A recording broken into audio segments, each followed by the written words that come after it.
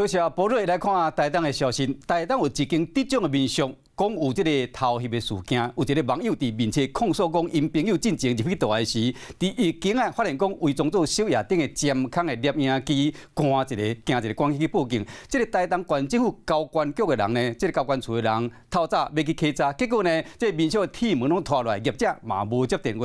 头家事后写文章回释咧，表示讲，这间民宿即日起呢停止营业。警方目前已经依照妨害秘密罪罪嫌，函上地检署侦办。台东县政府交管处早起要去稽查，因为民宿铁门拢锁掉咧，业者嘛无接电话。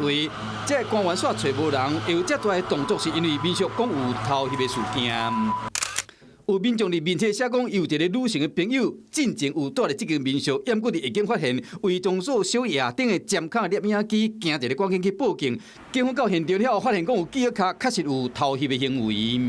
我进去会比较黑暗，就是电灯就比较开，就是先寻有没有光源，没有光源呢。文青的风格真清气，布置真温馨，各种设备拢有。台东这间民宿捌得到交通部观光局颁发的好客民宿奖。